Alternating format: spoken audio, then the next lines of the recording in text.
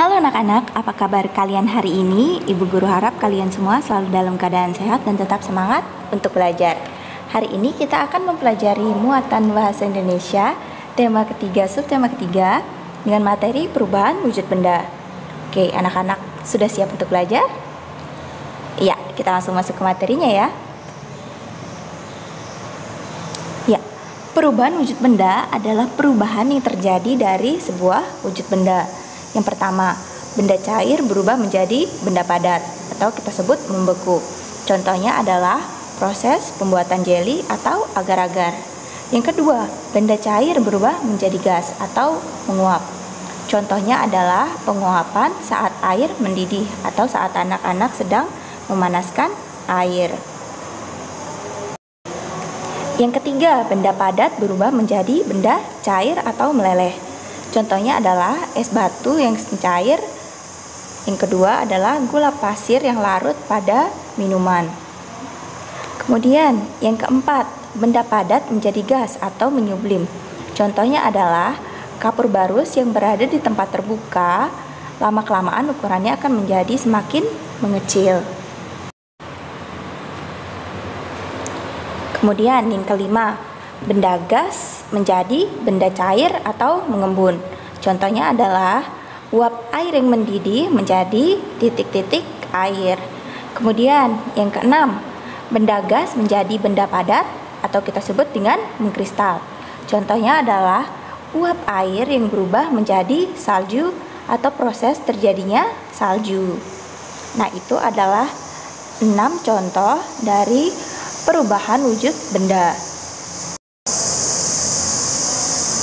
Ya, selanjutnya, menuliskan informasi tentang perubahan wujud benda dari teks yang didengar. Ternyata kita dapat memperoleh informasi dengan cara menyimak bacaan teks oleh orang lain, atau kita dapat menyimak teks yang dibacakan oleh orang lain. Setelah itu, setelah anak-anak menyimak bacaan yang dibacakan oleh orang lain, anak-anak boleh mencatat hal-hal yang penting. Kemudian yang ketiga, kita menggunakan kosakata atau kata-kata baku dan susunan kalimat yang benar dalam menuliskan kembali informasi yang telah didengar. Jadi yang pertama, kita ulangi lagi ya. Kita menyimak bacaan atau menyimak bacaan teks yang dibaca oleh orang lain. Yang kedua, kita mencatat hal-hal yang penting. Dan yang terakhir adalah kita dapat menuliskan kembali informasi yang kita dengar dengan menggunakan kata-kata baku dan susunan kalimat yang benar. Ya, selanjutnya, menemukan informasi dari teks tentang perubahan wujud benda. Informasi tentang perubahan wujud benda dapat diperoleh dengan cara kita mengajukan pertanyaan. Nah, kita dapat membuat kalimat tanya dengan kata tanya sesuai dengan kebutuhan kita. Nah, kata-kata tanya yang anak-anak dapat gunakan ialah ada kata tanya apa, di mana, kapan, siapa, mengapa, dan bagaimana.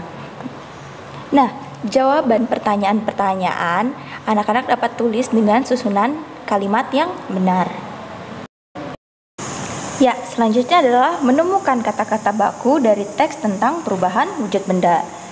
Teks tentang perubahan wujud benda tersusun atas kalimat-kalimat yang benar, dan kalimat tersebut tersusun atas kata-kata yang baku. Ya, kata-kata yang baku merupakan kata-kata yang ejaannya benar. Untuk mengetahui arti kata-kata baku, anak-anak dapat menggunakan Kamus Besar Bahasa Indonesia. Jadi, anak-anak dapat membuka Kamus Besar Bahasa Indonesia anak-anak untuk mengetahui arti dari kata-kata baku atau kata-kata yang anak-anak baru dengar. Ya, selanjutnya, menyusun informasi penting dari teks tentang perubahan wujud benda. Informasi dapat ditemukan dalam sebuah teks. Dan untuk menemukan informasi penting dari teks, anak-anak harus membacanya dengan saksama. Setelah itu, baru anak-anak dapat menuliskan informasi penting yang terdapat dari teks tersebut.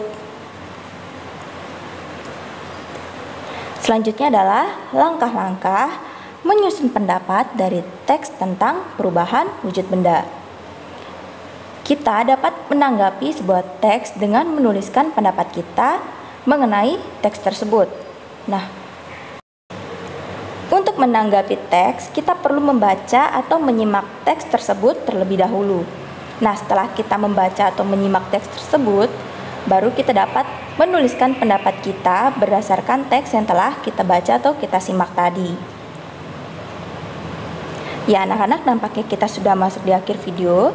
Sekian dulu materi yang Ibu Guru sampaikan. Kalau ada materi yang belum anak-anak mengerti, anak-anak boleh bertanya langsung ke Bu Guru, atau anak-anak dapat membacanya pada buku pena. Anak-anak juga boleh berdiskusi dengan orang tua anak-anak di rumah. Ibu Guru harap kalian semua selalu menjaga kesehatan dan tetap semangat untuk belajar. Salam sehat, salam DigiTM.